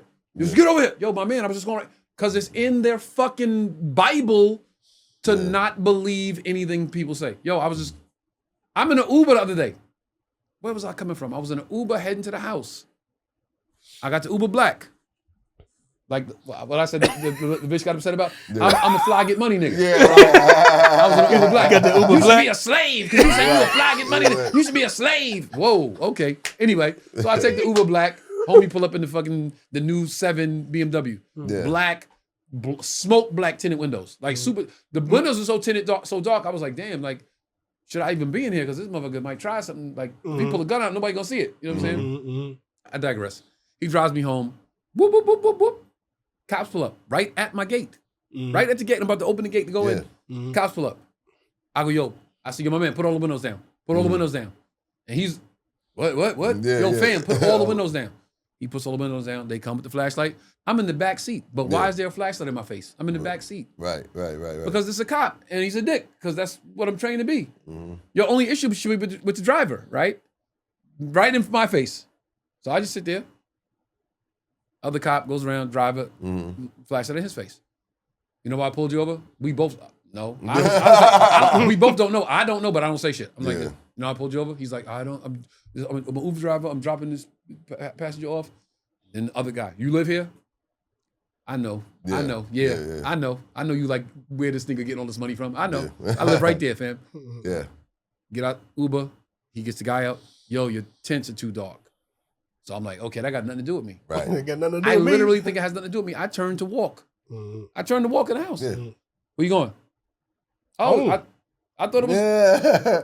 But he's a dick because that's what we were taught to be. Yeah. So now I'm going to inconvenience this motherfucker just because of this motherfucker. So I have to stand there the whole time while he tells the dude his tints are too dark, writes up the fucking fix Now your they ticket. want to see your ID. Yeah. I'm like, and then I said to the other guy, like, you know, one cop stands back and watches the whole thing. He Yeah. puts his hand here and just watches. So I turned to him like, am I free to go? And he said, 1 minute. Now they just want to inconvenience me because cops are dicks. Yeah. What was the color? They're not black or white. But Yeah. underneath that blue, could you see any skin color? Because it's the guy that you But were a talking black to? cop would have did It was the two same. white cops. It was, okay, 2 white cops. I just wanted But I'm saying a black cop would have did the same thing because a thing. black cop not black. A black cop is blue as well. Okay, so I've had black cop, to be honest, on some real shit. They go harder. I've had black cops treat me worse than white Of cops. course. I've had white cops, and this No, ain't why? me- Because they want to be bluer than the white boy. Yeah. And this ain't me trying to give a white cop more or whatever, but I'm just saying from my experience, I've had some bitch ass white cops, don't get me wrong. Right. But I've had more black cops that were dicks to me. And I've had white cops let me go on some shit. I Because told the you the black story. cop want to show the white cop, I'm bluer. I told you the one, and I don't like these niggas. And Bruh. I had one black cop, the From, white cop, man, he checked me, Boys did in the all Hood. this, handcuffed me, and then the black cop came behind him, Georgia State Patrol, and the cop told him what all was going on with me, and the black cop was like, lock his ass up. Then the black cop drove off. Because he wanted the other cop to go like this. Yeah. Yeah. So then I got in the back of the car, and he's asking me the questions. I'm giving him the answers, and he's filling out the paperwork. And he was just like, "All right, look, I'm not gonna lock you up." He's like, "I'm gonna let you go." He said, "But I can't let you take your car though." He was like, "Where do you stay?" I said, "I'm literally the next exit." He was like, "All right, so I'm gonna call the tow truck and have them take your car." You know, and you can just ride with the tow truck and go home. But I'm not gonna lock you up though. You know what I mean? You seem like you're a good, you know what I mean, good kid. I was like in my mid-20s or whatever. Yeah. Struggling. You know what I mean? Ain't had nothing, no license, registration, everything expired or suspended, and tags no good. Nothing, you know what I mean? Nothing. It ain't like I had How we ride when we young. Yeah, how we ride. Thing we do when we ride young. dirty yeah, when yeah, you yeah. Shouldn't put yourself in that position. Again, I'm gonna say that you shouldn't put yourself in those positions. But sometimes it is what it is. you just like, I don't got no money to get this shit. I gotta yet. get over here. I gotta go here.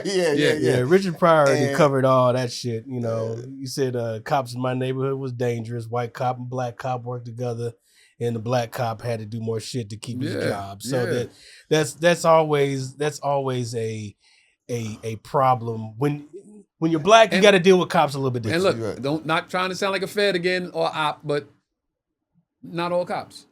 Yeah, not all cops. And that's why. But I got pulled over speed. all race soldier cops. I got pulled over speeding in South Carolina.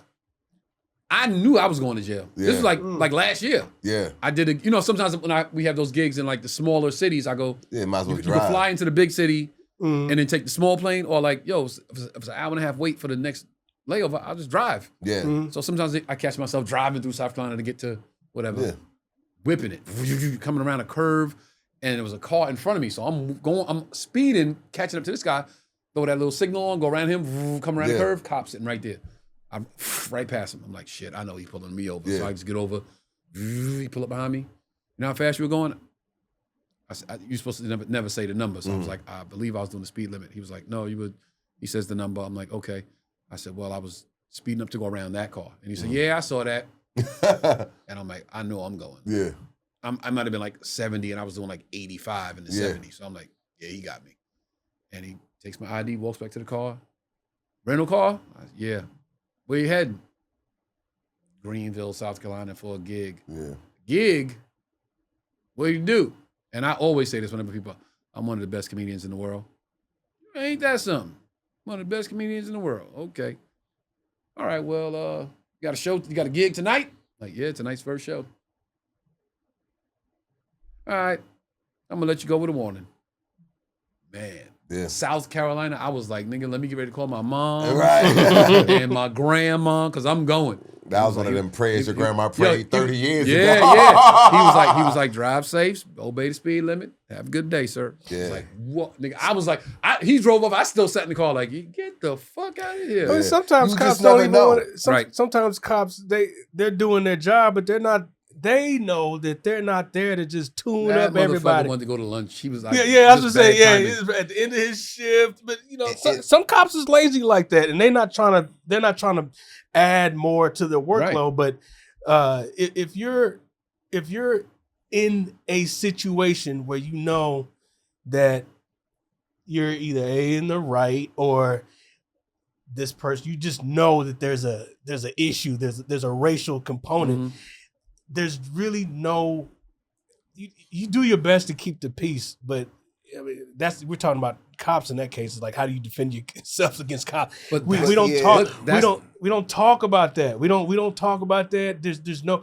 You see these things online. So if you ever get stopped by the police and they tell you do all these things, that's what white people. And then you see the comments. Does this work for black people? Nobody gives any real information about that. Here's the thing. But you just said there's a racial component, and that's the thing we have to remember. This is America. The history of America since the day we got off the boat is our skin color. There will always be a racial component when it's us and somebody that doesn't look like us. It's not when we got off the boat. It's when they came here and got off the boat. Turned up to 10 or on 2 or on 1. Yeah. There's going to be a racial component. Are you saying that you can't set your nigga accordingly? You can, but they always going to set yours. But I feel like now with social media, we add more of it. Yeah, because it's a bunch of niggas on social media that think they are, man, I wish a motherfucker would tell me. You wouldn't have did shit. Or if they was that lawyer that I wouldn't have took that case. All right, so. You're saying that as a broke nigga sitting on the stoop somewhere. If you went to law school all those years, got your degree, got into a law firm, you would look at the world differently. You would look at you sitting on the stoop somewhere broke saying, man, that's why I don't argue with people on social media. Yeah. You somewhere sitting there broke saying, man, I would have shot them motherfuckers. Yeah, because you broke and you don't understand how the world works. Yeah. As a 17-year-old kid, you would have shot persons. Is that what you're saying? And then all money ain't into my other ones. If I was a lawyer, I would have took that case. All money ain't good money. But then what case does a lawyer not? What case does a lawyer not take? Because then we got to look at him playing devil's advocate. You know how many white attorneys take rappers' cases and other people cases? Like, do you know why? I mean, why? Because of that money. Why you think the black lawyer took the same? He got to get paid. He got to make a living. He got a mortgage to pay. I just said lawyers ain't black or white. Right. Okay, but you can't do that. Now listen, you can't say the white guy took it because of the money, took the case for the rapper because of the money, and the black dude didn't. Okay, well that's not what I'm. It got to be even. Because the white lawyer the rappers just as guilty. Right. You know what's even. And that's another thing. That's how lawyers ain't black. Lawyers take cases all the time. I know this motherfucker's guilty, but he paying me, so I'm gonna get him off. Okay, but here's what I'm saying. And this is, I'm not trying to make an argument with what you're saying. There is an element of you take on a case on a racially charged incident. I know you're saying they're not black or white, but they really are. They know who they are. They know what they're up against. They just don't give a damn. He knows he's black. He took the case. He's not looking at it like that. You're saying he shouldn't have took the case? No, I'm not saying that at all. No, I'm asking you, should he have taken the case? Asian family comes in there and says, hey, we need you to represent us. This is what happened. You think he's supposed to say, no, get out of here. Y'all killed the black dude. Based on the responses that I saw that he gave, yeah, he should have taken the case. I'm asking Joe Fox what he thinks. I just told you. I said based on the responses I saw. That's other people influencing you. He got flagged. Based on what I heard him say on his social media page, oh yeah, you should have took the case. That's who you are. Exactly. Yeah, that's who you are. Who is he? A black dude that don't give a damn about that shit. So basically you saying he shouldn't have. I'm not saying that at all. I'm saying that is okay. Would you have taken the case? Fox. Let me plant your feet firmly on the ground, Fox. Would you have taken the case? Would Joe Fox, if he was a lawyer, have taken the case, not based on what they say on his social media? Would you have taken the case? Absolutely not. Okay. That's what we was waiting for you to say. Okay, but you didn't ask me. You said you asked me 3 times, Fox. You asked me if he should have took the case. I'm going to pee. Go pee, mother. 3 times did he take the case? Yeah. You said we're gonna rewind this. I said, do you think he should have taken the case? Did I say 3 times? Thank you. So why wouldn't you have not taken the case? On principle, the magnitude of the case, I am not going to defend someone for killing one of us, murdering one of us. But we need the money. We need the money. I'll see if I can go make that money with his family. Y'all need a lawyer. Okay. So y'all need an attorney. So then you as a lawyer, for you would see color. You wouldn't see just law. I am always going to advocate for my people first. I will consider that. That would be a consideration that I have first, especially in the case where this man shot this kid. Oh yeah. He definitely should be. So I'm like, okay, how that's always a mystery to me. How did that engagement happen? How did Rick Chow? How did Rick Chow get the black lawyer? How did he engage that? I don't know. To be honest, I don't know. I think that was all done purposely By who? Eliminate and to delete the racial aspect or the racial motive behind the case. If I get a black lawyer, then that's gonna eliminate the whole racial situation that I killed this kid because he was black. I have a black attorney. There's something there. You know what I mean? So excuse me. I thought you were asking me, do you think the law officers of Joe Fox, have you been hurt or injured in a car accident? Are you black? Well, I'll take your case. If not, get the fuck out of here. I thought you was asking me, do you think he should have took the case? That's and then they went on to the fact that he married a white woman. So okay. The lawyer's the married black to a lawyer. white woman. The black lawyer? Yeah, Look, so he's he's a Mr. Bob Dabalina. What did Dr. Umar say about this dude? I got to go online tonight. If you are going to take the case, I said, if he is going to take that case, I said, if he is going to take that case as a black lawyer, as a black attorney, and you are going to defend an Asian against a black, I don't know. I'm just making okay. But I was trying to do my Dr. Umar. I've never tried Dr. Umar's voice before, but I think that's how he's not putting up with that at all. Can we say that there are other things, the optics of all this stuff is being managed by the media. It's shaping your perception to think a certain way. It's shaping you. It's telling you how to think. Okay, can we say that? Is that a thing? That's my whole point. Like, okay, that's all I'm saying is he's wrong. He, as a black man, he shouldn't have took that case. And I'm like, okay, but when people make those statements, and even for myself, you got to ask yourself, well, why? Why what? Why shouldn't he have taken the case? And I still and I'm sorry, but I'm still a firm believer. And like I said, I get caught up in it too. So I'm not saying that I'm not, but I feel like now we have to go more and beyond the fact of because he's black and the victim was black. Go beyond it, meaning it got to be other reasons. Wait, you said the media is shaping your perception of what? Of the events that have unfolded. You found out about Karmelo Anthony's case through your phone or your TV. You weren't there. Right. Someone had to tell you. Right. How did you find out about it? Through a screen, and it was fed to you. Mm-hmm. Words and pictures and context and narratives. Okay, so the Rick Chow thing, black lawyer. How did you find out that it was a black lawyer? Phone or a screen, the news, and they're highlighting this thing for you. And it's like, what? No, we're doing it now. Yeah, the media's not doing that. We're doing it. We're creating the post.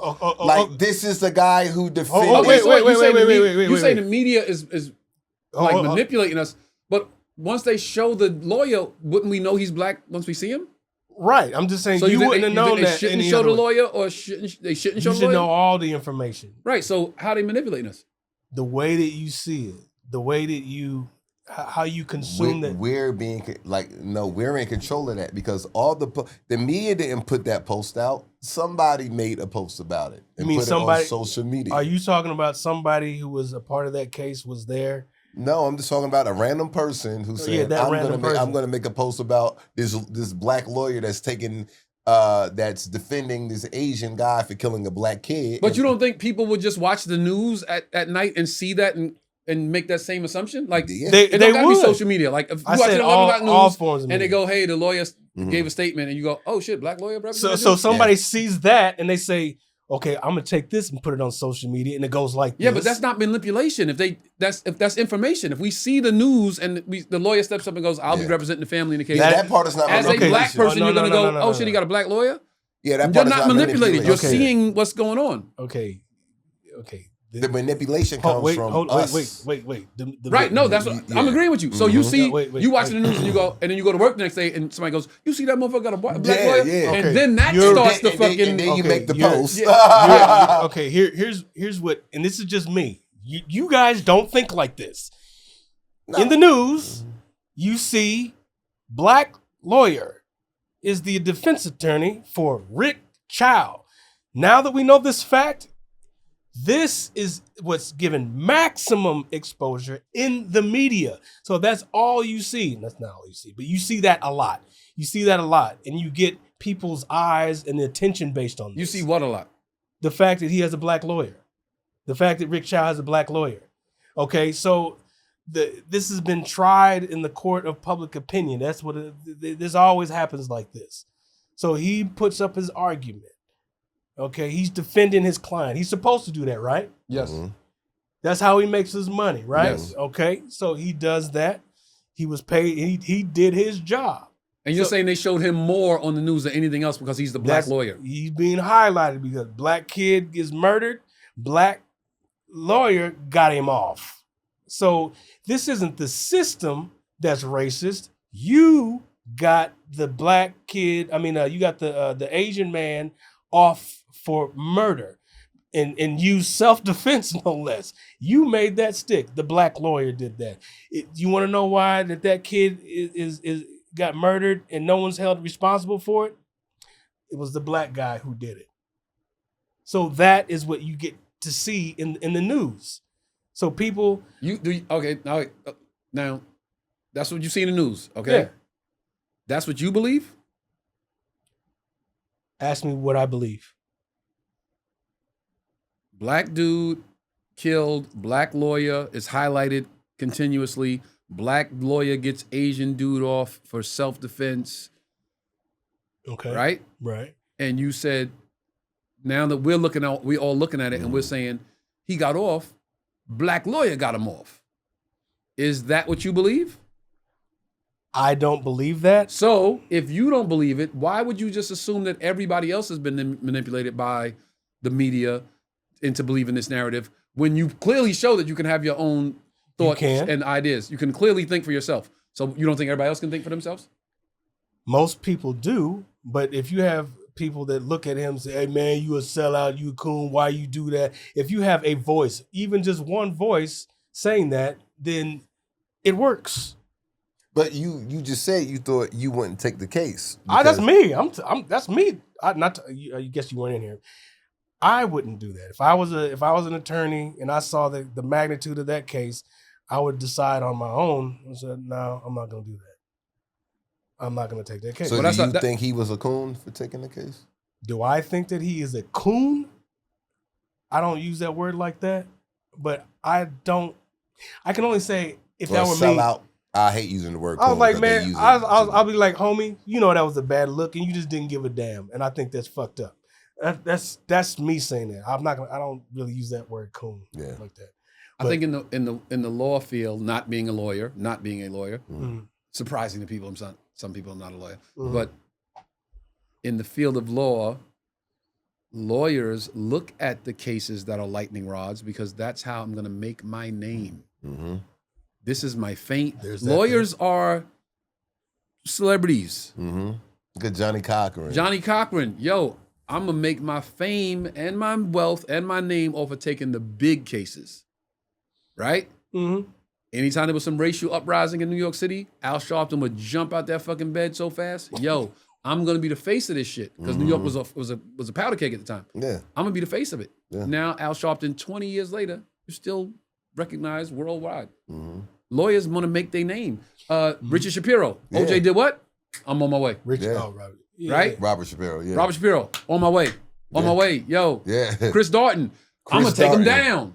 I'm gonna make my name. I'm gonna take him down. See, and I can't remember was people calling Chris Darden. Goddamn right. They was. They was on that. He was taking heat. That nigga work at fucking Kinko's. He's like, I wrote a book. Man, goddamn, I ain't ready. Yeah, they was on him. That motherfucker cried. Remember, he cried at the end of the case. I remember See, man, that. I mean, that it kind of goes back to what you said. Like, I understand. And Johnny was a hero. Well, yeah, I understand what you said.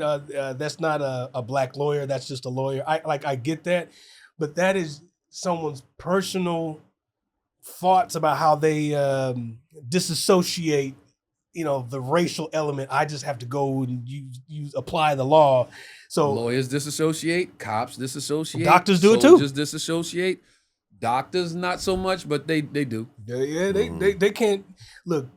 That's a whole nother issue, but I think in this case, if you're an opportunist, like what you just said, hey, I want to make my name on this case. Yeah, I'm gonna take that case. So based on what he said himself, I was like, that makes sense for you to do that. Look at MSNBC, CNN, Fox. A bunch of those shows are lawyers that have their own show now. You know why? Because they won record-breaking cases. They won cases that were greatly publicized, and now they go, I got the trifecta. I won big cases, then I go write my book, and then I ride off into the sunset and host my own show on CNN, MSNBC. That's part of their That's package. it. Yo, they got an outlook on how they want their career to go, their trajectory as well. They just like and now actors and singers and entertainers alike. And now they can articulate other cases for people to understand. Now you cut to, so and so just happened. Let's cut to world famous lawyer sitting in this fucking mansion like, I think the lawyer should do, the judge should do that. They've been doing that all day. They do that for 10 minutes. Thanks for having us. Log off, go back to bed. Well, there is that, but the people that are in the court system, either they have to defend themselves, or even the people, look, they're trying to get justice. I think in Karmelo Anthony's case, that was the city or the state, they went after him. Karmelo Anthony versus, it was the state or whatever, however that worked. The state versus, the state versus. It's not that family, like we're suing. Right, no, it's never that. It's never that. A criminal case. That would be civil, right? Once you go to court, it's the state. But even unless it's civil. Even still, when you're on either side of that, the law, you should be able to get adequate defense. Before you got here, I asked him this. So, like going forward, like what do we do? Black people are not known for just having networks of access to good legal representation. That's not in our culture. Like we'll get whoever we can get money for. Can you work pro bono? Where's the the Johnny Cochrans that we can be connected to in cases like this?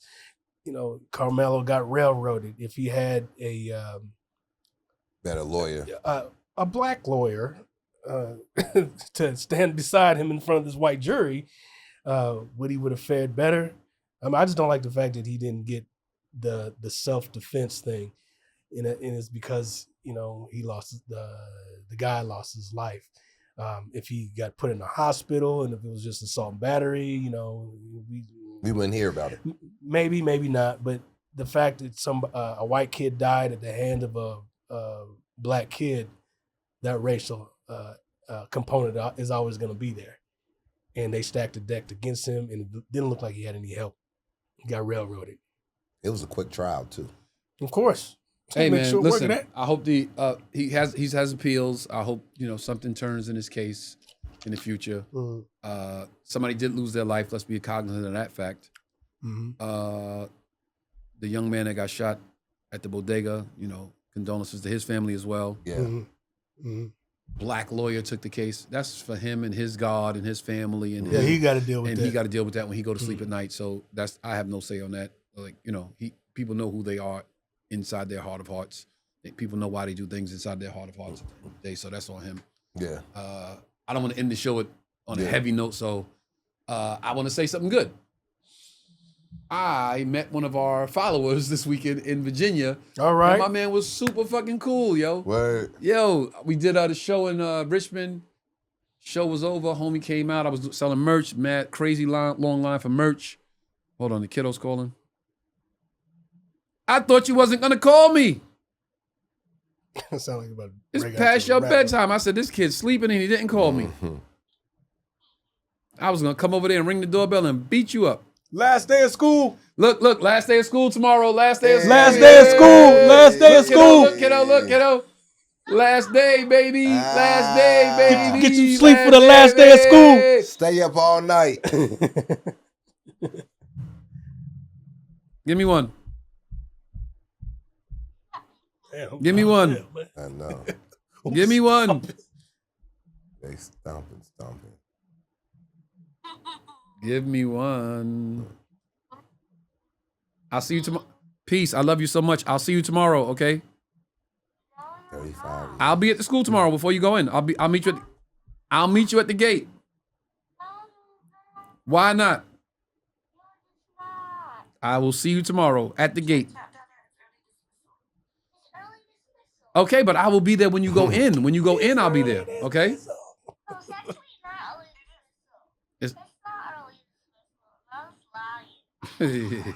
Listen, I will see you at 8 o'clock, okay? All right, I love you so much.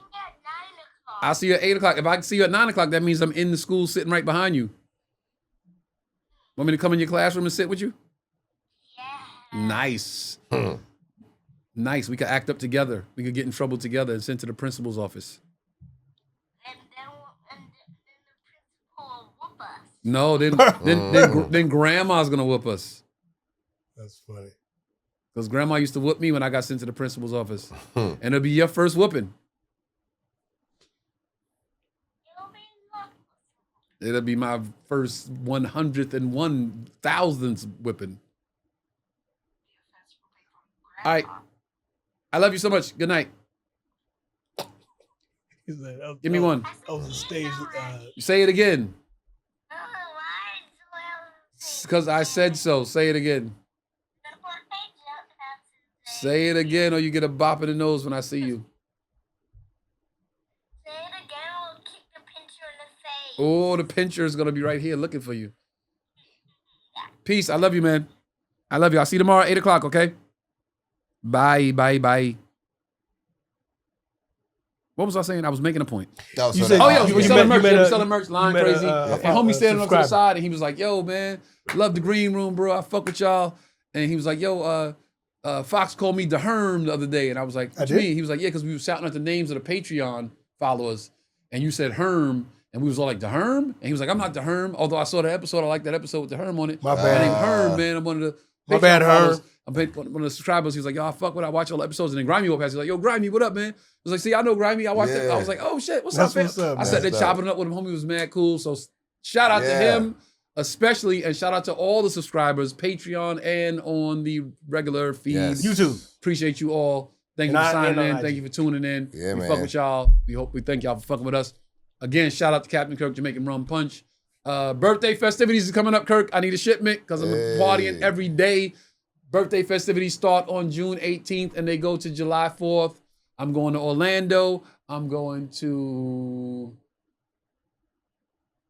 Vegas. I'm going to LA. I'm going to Miami. I'm going to Dallas. I'm bouncing around, man. I'm celebrating the birthday. So I'm going to need a shipment, bro. I'll be in touch. Where you at, Fox? Tonight, I will be at the Belly Room in Crack 'em Up Comedy. Nice. 18th, I will be in Houston at the Houston Improv, 19, 20, 21, Addison Improv. Tonight, I'm saying tonight, like for real tonight, like you already missed it because it's gonna be Thursday when you see this. Tonight I'm at the Laugh Factory doing Ruby Tuesdays. This weekend I am in Raleigh, North Carolina. Thursday I'm going to Atlanta to see Wale. Me and the band, Kurt Boogie, Kiki, we going to go see Wale. And then from there I fly to Raleigh Improv, hosting a party at Ambiance Lounge Friday night, I believe. It's Friday or Saturday, I'm not sure. Okay. My brother Los coming out. My dudes in Raleigh that moved from New York to Raleigh, they coming out. So it's gonna be a dope ass weekend. It's gonna be a fashion show every night because we all getting fresh every night. So I'll be posting on the Instagram. I'll be posting the fits. And I'll be posting the clips. I got some clips to give y'all. I got to feed the streets again. Everybody been asking. I posted one today. It's already like 15,000. So I got some clips to feed the streets, y'all. I got to keep that going. Keep the momentum going into the new year for the new special. So yeah, appreciate y'all, man. And Charleston Rock, Dad, I love you so much. Happy last day of school, kiddo. I love you. Peace. Yes, sir. Peace.